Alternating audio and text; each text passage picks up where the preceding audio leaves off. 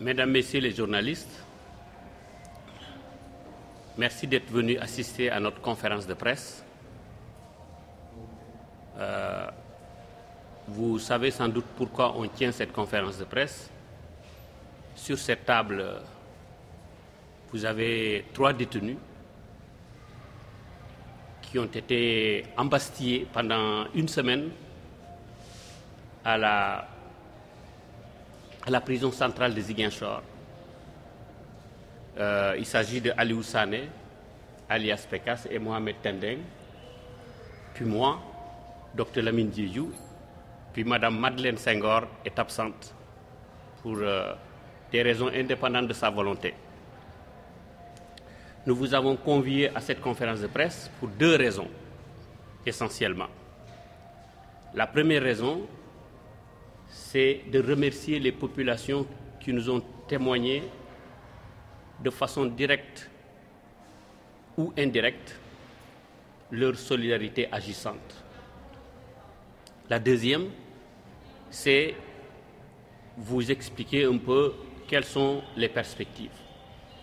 Les perspectives dans cette lutte pour que le dépotoir à ciel ouvert qui est ouvert à Tobor, au milieu du village, que ce dépotoir ferme ses portes.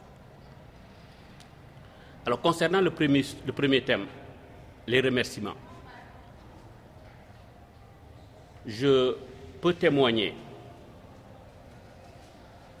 pour avoir été en prison moi-même, que nous avons été accueillis de façon exemplaire à la prison centrale de Ziguinchor.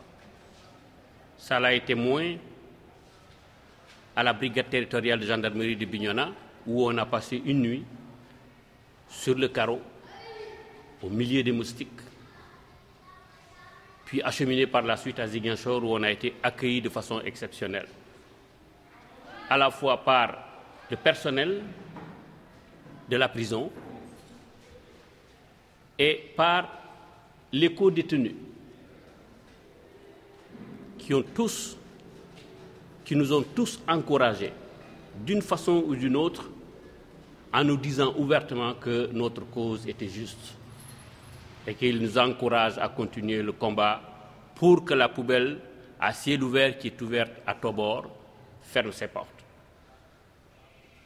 Nous remercions aussi les populations de la commune de Niamone, du village de Tobor et du quartier de Boutoumone. Tous ces gens-là, et je ne le dis pas personnellement pour faire plaisir à qui que ce soit, ce n'est pas ça l'intention. Ces gens-là se sont mobilisés de façon exceptionnelle. Moi, je suis né dans ce village, comme je vous l'ai dit, mais je n'ai pas souvenir qu'il y ait eu une cause dans le village et dans le département de Niamone qui préoccupe autant les populations du département de Niamone, de Boutoumone et de Tobor. La solidarité est encore exceptionnelle.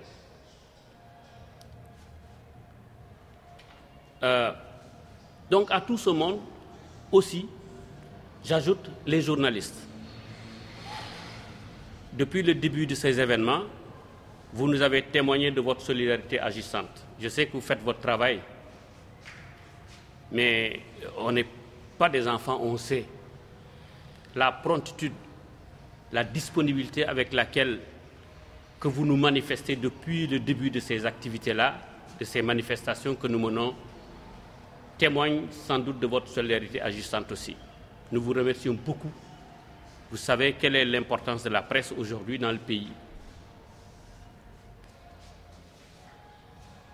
La deuxième chose, c'est donc de donner l'heure juste pour qu'il n'y ait pas de mésinterprétation, de mauvaises interprétations de ce qui se passe, surtout des perspectives de lutte.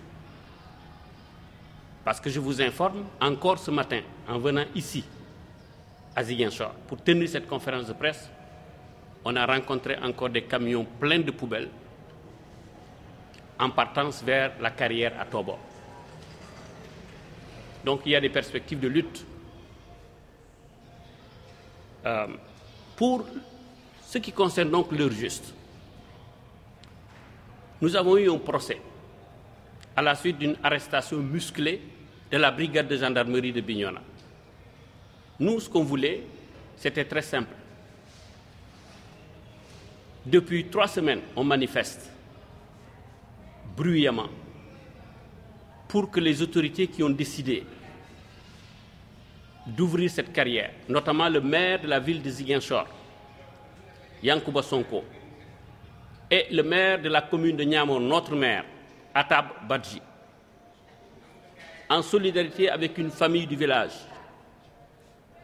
Notre objectif, c'était qu'ils comprennent à travers ces manifestations que leur projet est un projet dangereux pour l'environnement, dangereux pour la quiétude des populations, que ce projet-là de déversement de poubelles à ciel ouvert au milieu du village dans une carrière qui fait plus de 30 mètres de profondeur est dangereux pour le bien-être des populations qui ne demandent pas ce projet, qui n'ont jamais souhaité avoir ce projet, contrairement à ce qu'ils disent, contrairement à ce que ces autorités disent. Parce que la rencontre qu'ils ont organisée avec la population, c'est une simulacre de rencontre. En fait, c'était une réunion d'information simplement, comme je vous l'avais dit lors des conférences de presse passées. En fait, les dés étaient déjà pipés. J'étais venu juste informer les populations que la carrière va être ouverte, que le déversement va se faire. D'ailleurs, malgré les réactions négatives des populations sur moi, ils continuent de le faire.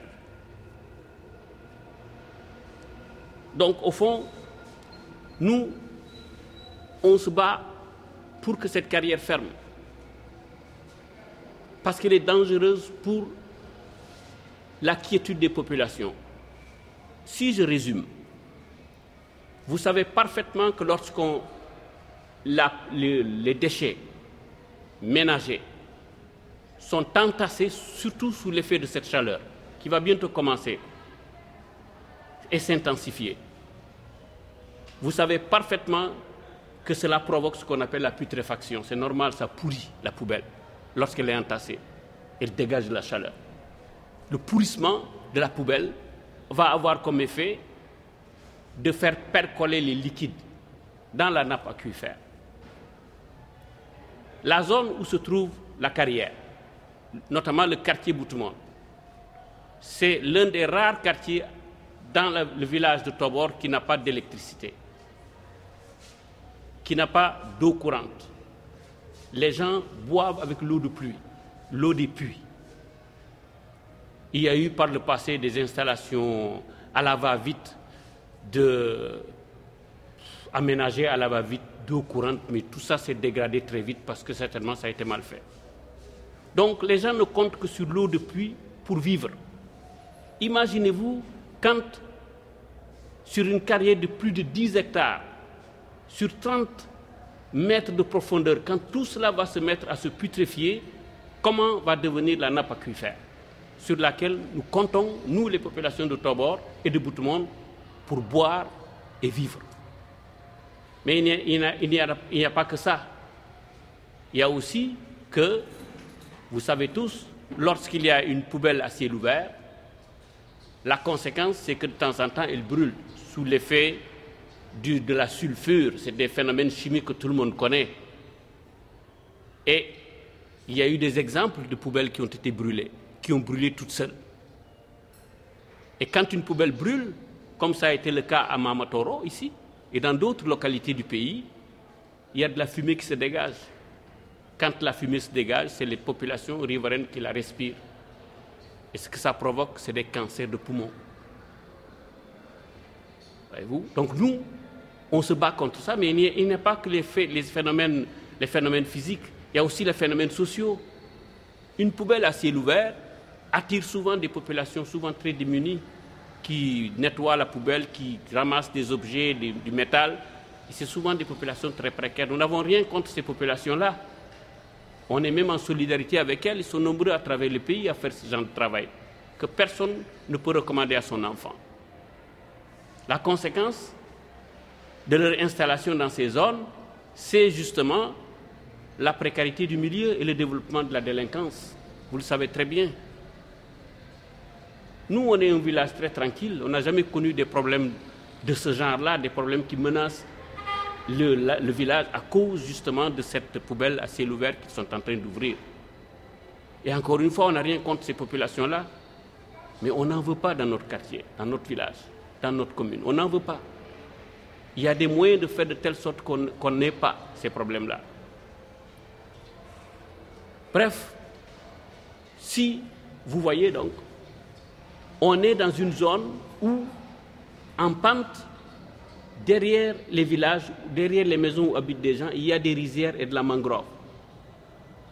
Et le village est en pente. Imaginez quand tous ces liquides-là, avec les pluies, vont percoler vers les rizières, c'est tout le phénomène de la riziculture qui va être remis en cause dans notre quartier. Bref, les causes sont graves, gravissimes. Pour nous, on travaille dur contre cette poubelle, on aurait dû ne jamais le faire. On aurait aimé ne jamais être dans une situation comme ça. Moi, personnellement, et tous ceux qui m'entourent, on a laissé tout notre travail, tout ce qu'on doit faire pour faire vivre nos familles, pour se battre contre cette poubelle. On nous aurait épargné de ça. Et personne ne voudrait être à notre place aujourd'hui. Mais on est obligé de le faire. On n'a pas le choix. Parce qu'il s'agit de la vie des populations, de nos frères, de nos sœurs, de nos cousins, nos cousines. Des mamans qui nous ont mis au monde, qui ne comptent que sur leur patelin de village pour survivre. C'est pourquoi nous appelons les autorités de ce pays, au plus haut sommet, le Premier ministre Ousmane Sonko, pour qu'il intervienne. On l'a vu hier à l'Assemblée nationale. On n'a pas entendu parler du problème de Toba. On aimerait ça qu'il en parle.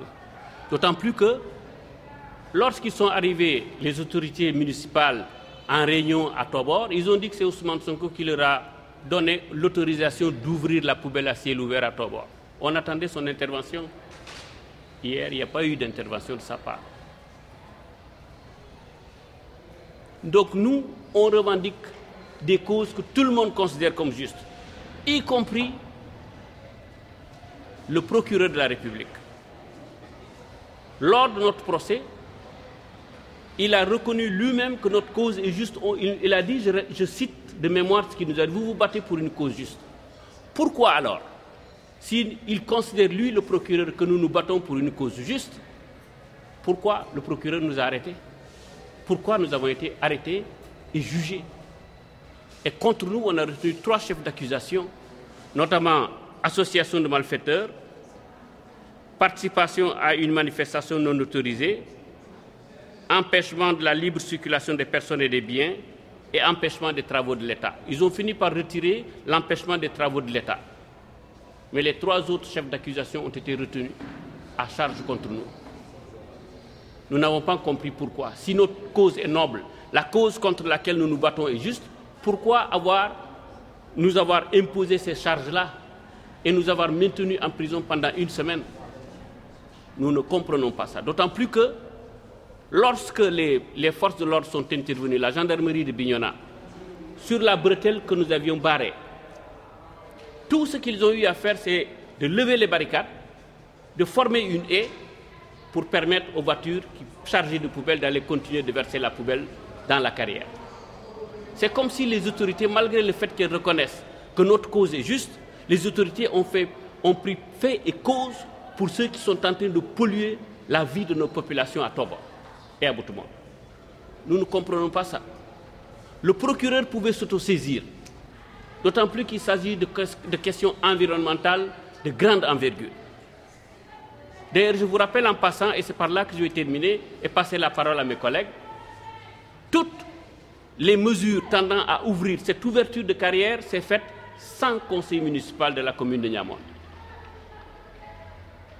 La négociation s'est faite dans le secret le plus total. Pendant 9 mois, c'est le maire lui-même qui l'a dit, moyennant espèce trébuchante sonnante.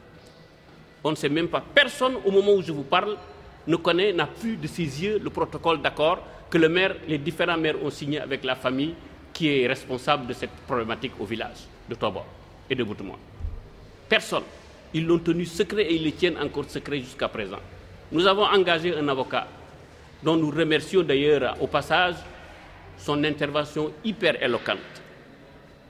Nous l'avons engagé, nous allons poursuivre le combat.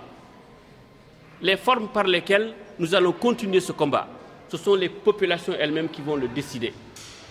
On vous l'avait dit lors d'une intervention précédente, nous n'avons pas l'intention de faire le bonheur à la place des gens.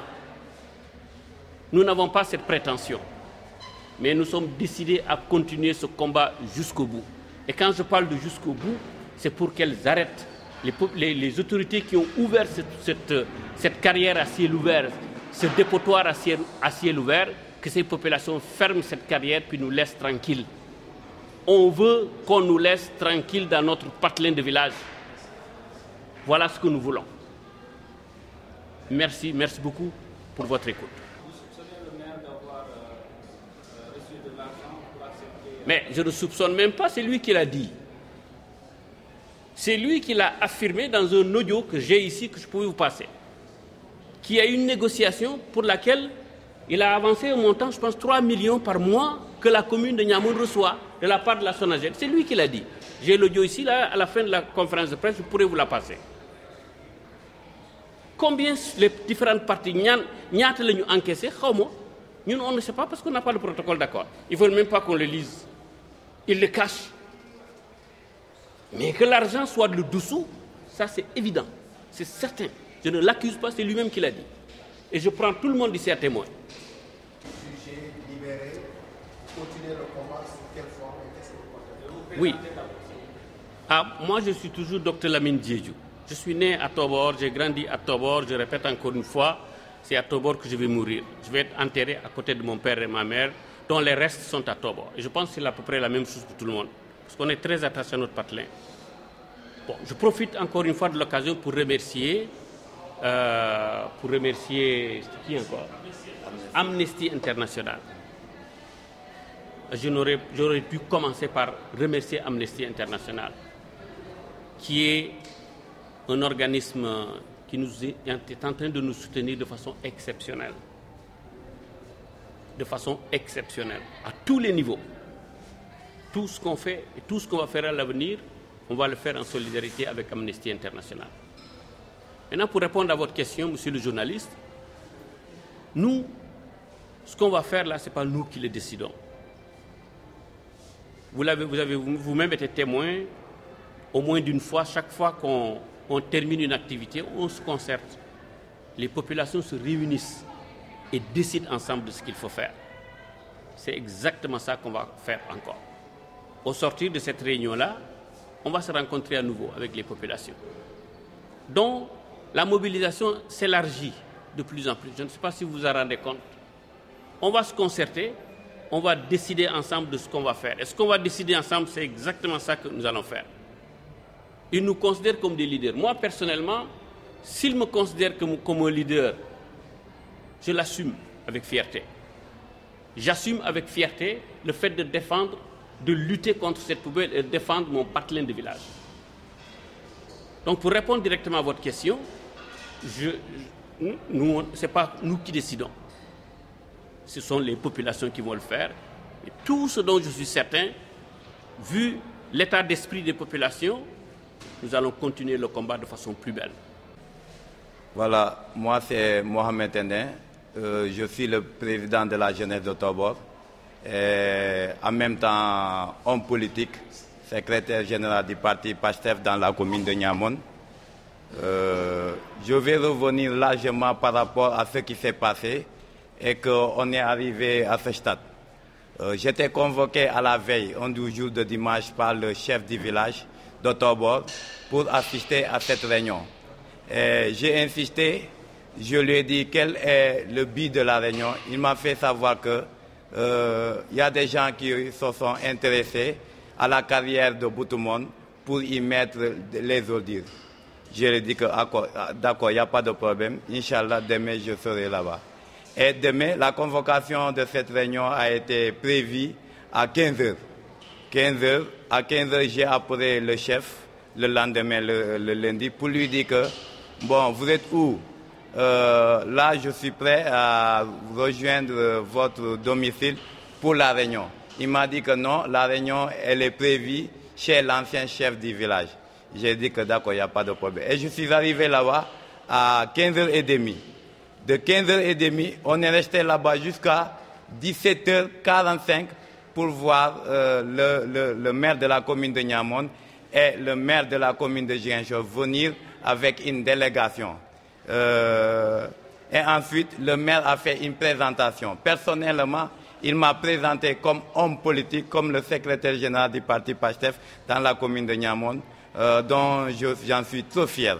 Et la preuve en est qu'on s'est battu cœur et âme pour que vraiment nous voyions Ousmane Sonko comme Premier ministre et Diomaye comme président du Sénégal. Et sur ce, ils ont fait la présentation. Ils ont fait la présentation des différentes personnes qui sont venues pour parler à la population. Et il y avait Monsieur Sané qui était là-bas, et chacun, Abdou Sané, et chacun a pris la parole.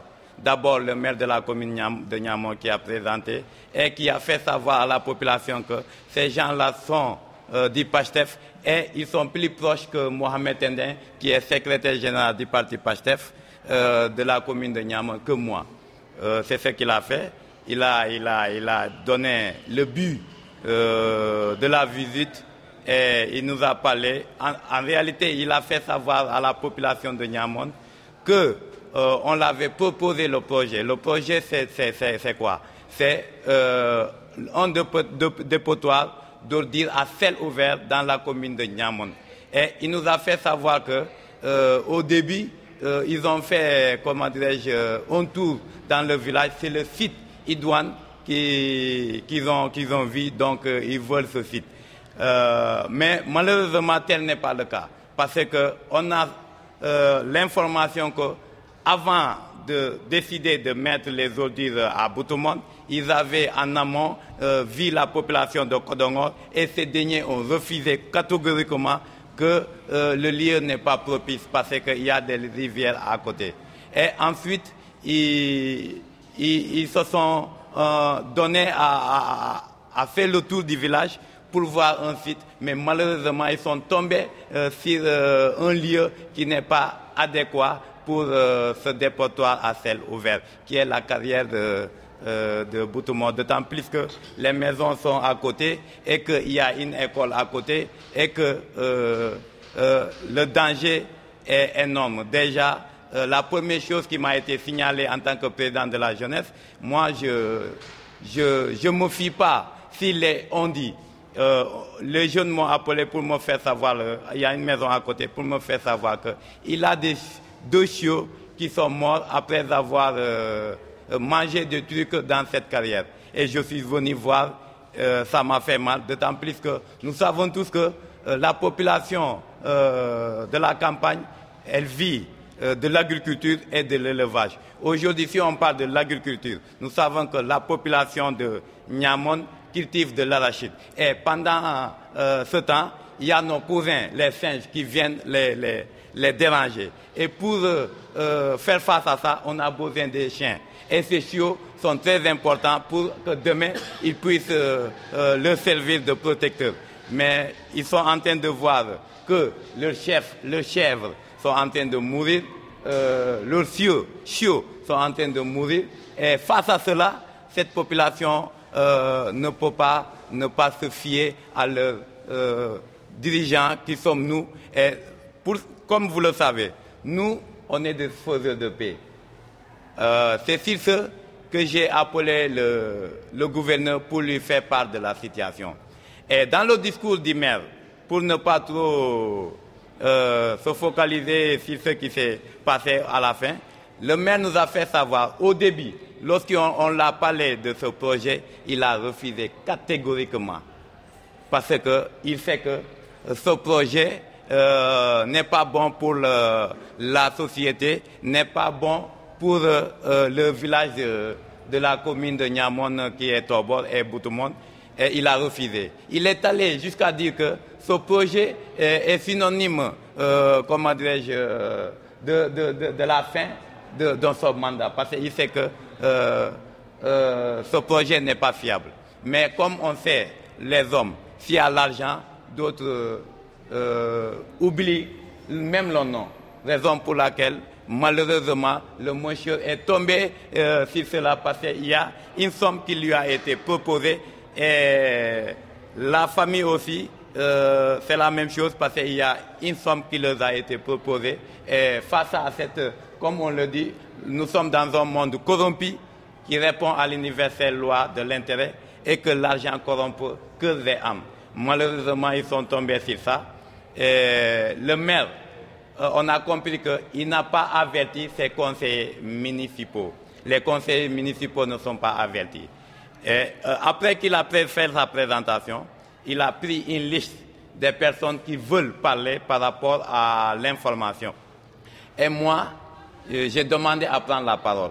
J'étais à la 3e position. Avant que je puisse prendre la parole, c'est un membre de la famille qui a donné cette carrière, disant que cette carrière leur appartient. Mais malheureusement, on a encore une autre information selon laquelle cette partie appartient à un monsieur appelé R.H. Traoré, qui avant cela, il y avait les Chinois qui avaient besoin de cette carrière et les Chinois l'ont sollicité pour qu'il leur donne une partie de la carrière pour qu'ils puissent avoir des sables pour remblayer la route. Et cette fois-ci, il était tellement surpris de voir que la carrière est en train d'être utilisée sans qu'il ne soit au courant. Et le maire a donné la parole à ce monsieur.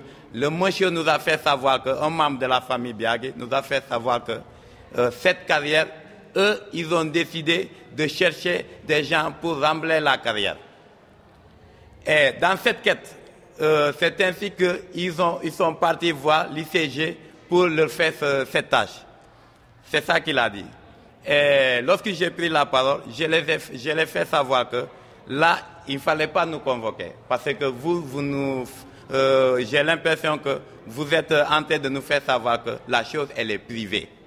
Mais malheureusement, même si la chose, elle est privée, mais si ça va jusqu'à un moment donné, toucher à la population, je pense qu'on est tous concernés. C'est ça que je l'ai dit. Je l'ai dit que, monsieur le maire de la commune de Niamo, vous m'avez présenté comme secrétaire général du parti PASTEF, effectivement. Et puis aujourd'hui, les gens savent que moi, mon idole, c'est Ousmane Sonko. Et que Ousmane Sonko ne va pas vouloir une chose ici dans ma commune et que je refuse. Mais malheureusement, cette chose, je pense qu'elle demande à être examinée d'une manière soigneuse et doit être examinée soigneusement.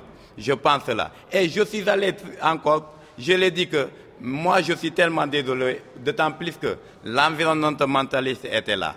Mais l'environnementaliste ne s'est pas prononcé par rapport à ce sujet. Et c'est malheureux. Il devait se prononcer à ce sujet. Vous avez parlé que du bienfait de ce projet. Le maire a dit que oui, il avait refusé en amont, mais après qu'on l'a parlé des bienfaits de ce projet, les gens vont travailler, ainsi de suite. Et il y a certaines choses, elles ne se disent pas. Il a pris un proverbe Diola. Une chèvre ne met pas au monde dans le public. C'est ça qu'il a dit. Et moi, aujourd'hui, j'analyse ça comme l'argent qu'il y a, je ne vais pas vous le dire. Et cet argent, à un moment donné, ils ont lâché l'affaire pour dire qu'ils ont 39 millions, la mairie a 39 millions par an. Ce qui a fait qu'eux, ils vont tuer cette population, ils vont mettre cette population en danger pour ces 39 millions de francs CFA. Ensuite, j'ai demandé encore à remettre la réunion à une date ultérieure, d'autant plus qu'ils ont déjà confirmé qu'ils sont venus à une heure tardive. Ensuite, que dans une réunion, vous pensez que dans une réunion, soi-disant réunion, une personne n'a que 2 minutes de parole. J'ai dit que malheureusement, ce n'est pas une réunion, vous êtes venus nous informer que la décision a été prise. Déjà, ça a été confirmé par le monsieur. Ensuite, un de leurs neveux de la famille Biagui a pris la parole pour dire que lui, il a entendu le patron de l'ICG dire qu'il a besoin d'un lieu pour un dépotoir des ordures. Et c'est ainsi qu'il s'est proché du patron pour lui dire que vraiment il y a une carrière à Boutomol, il faut venir voir la carrière et il les a mis en rapport avec la famille. À la différence du maire qui a dit qu'il a été convoqué par le gouverneur. Et le gouverneur, comme je vous l'avais dit, Nous sommes des faiseurs de paix. Le gouverneur, personnellement, je l'ai appelé. Je lui ai dit, monsieur le gouverneur, il y a une situation qui se pose dans la commune de Niamon, particulièrement dans le village de Niamon, de Tobor, par rapport à ce dépotoir d'ordures à ciel ouvert.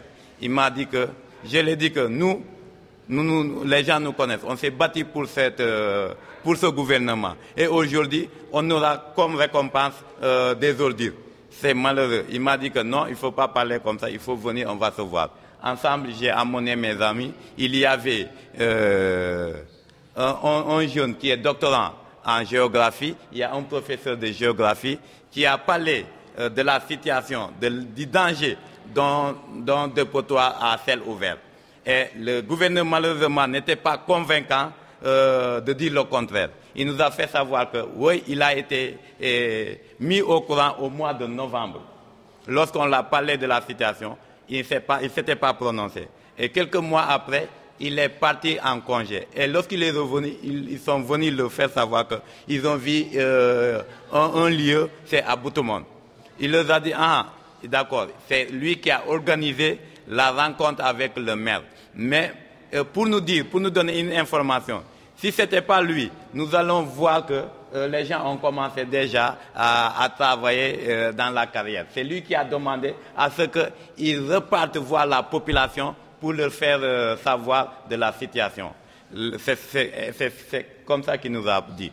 Et moi, je l'ai demandé. Je lui ai dit que, monsieur le gouverneur, avec tout le respect que je vous dois, je vous prie d'arrêter le projet et qu'on négocie, connaissant la philosophie de ma population, et qu'actuellement, ils sont en train d'avoir des pertes. Donc, il va falloir que vous arrêtez le projet et que ensemble, on va décider de la faisabilité de ce projet. Il a dit que non. C'est comme si vous tordez la main au gouvernement. Je lui ai dit qu'en aucun moment, ça, c'est mon intention. Moi, je veux que nous soyons tous en paix et que ce dépôt d'ordures n'est pas synonyme de paix dans la commune de Niamon. Et quelques jours après, on est parti. Quelques jours après, on a fait un point de presse. Comme l'a dit mon oncle, on est devant un maire qui méprise sa population. Un maire qui ne dit pas la vérité à sa population. Parce qu'il y a des gens, naturellement, ils sont comme ça. Quand ils sont en train de tomber, ils cherchent quelqu'un avec qui ils vont tomber ensemble. Et c'est ça. D'ailleurs, il est en train de donner le discours selon lequel Mohamed Ndé était là-bas, elle était présent, Mohamed Ndé était d'accord. C'est une honte pour lui.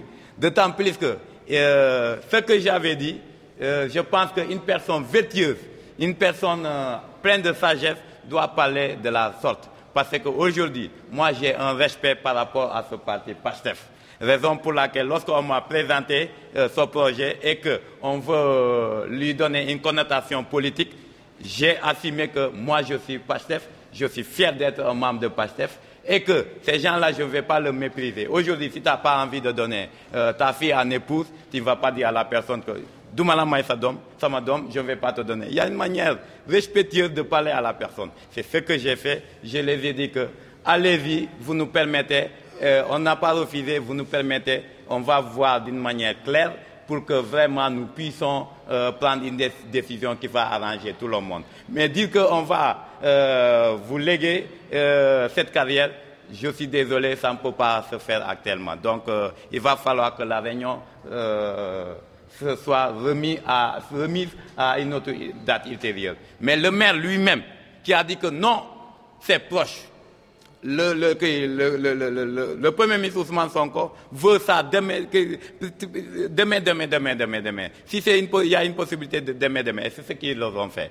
Non seulement les conseils ne sont pas au courant, 2 jours après, ils ont commencé à verser les ordures. Une chose grave. Ils ne respectent pas la population.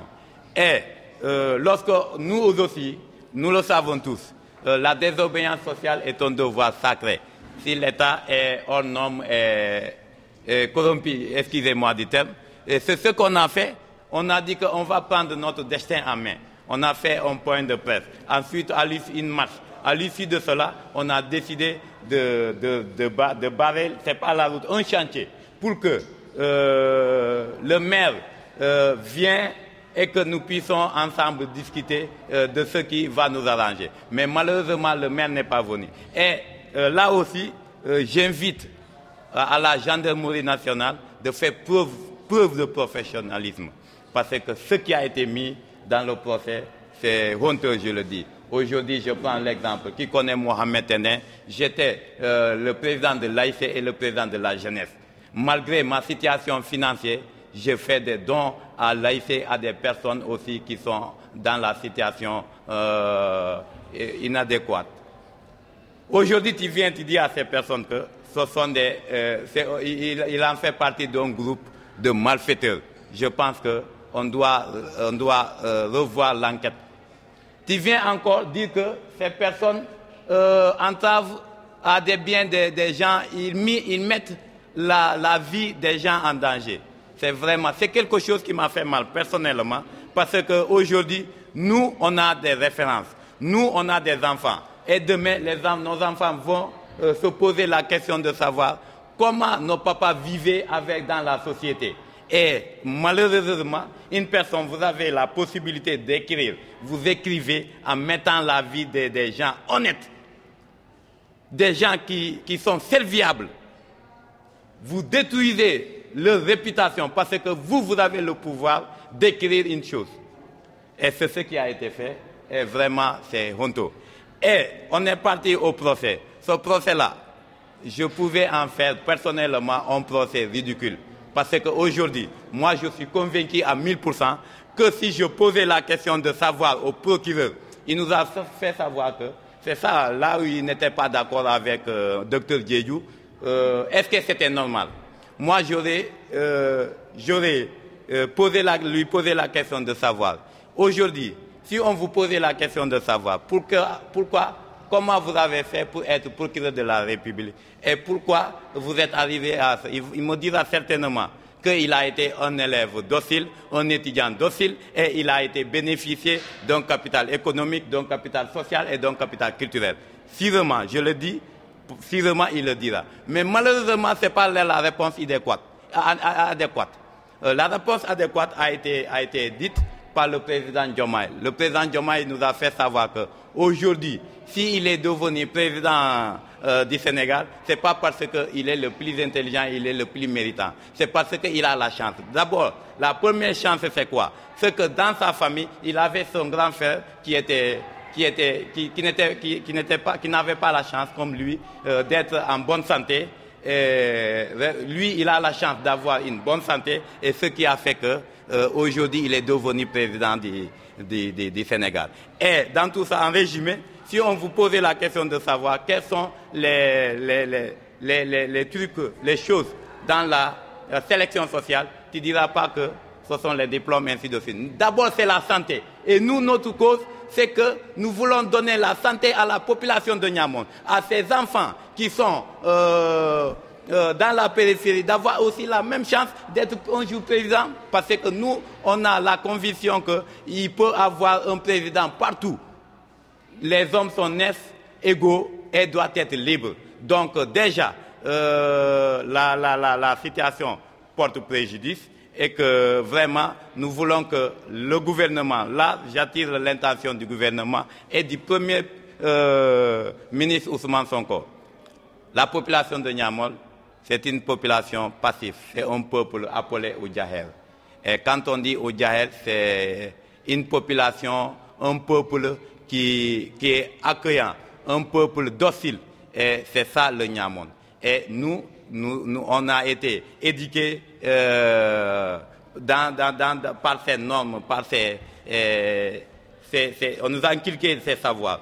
On doit être un faiseur de paix, des personnes qui sont généreuses de leurs biens, et c'est ce qu'on a essayé de faire. Là, au lieu de nous prendre comme des héros, parce que nous, je pense que nous, on leur a donné une information claire. Le maire, je vais vous dire, le maire c'est qui? C'est celui qui était contre le projet de Pastef. Le maire c'est qui? C'est celui qui souhaitait à ce que Mohamed qui se battait cœur et âme pour ce projet, pour voir Ousmane Sonko être le président du Sénégal et qu'il est devenu le ministre du Sénégal, soit tabassé, soit, je ne sais pas, maltraité, mais heureusement, on a gagné ce projet. Et dans le passé, je veux le faire savoir, le rappeler, qu'il disait que ce sont des familles de violeurs. On a vécu des moments trop difficiles. Et aujourd'hui, c'est normal. Quand vous veniez donner le projet à des gens qui n'ont jamais cru à ce projet, qui nous mettent à mal entre nous, les gens de PASTEF. Et nous serons toujours fiers de ce que nous sommes des PASTEF. Et nous avons la conviction que nous, ensemble, on va faire changer ce pays. Et c'est dans ça que nous sommes. Merci.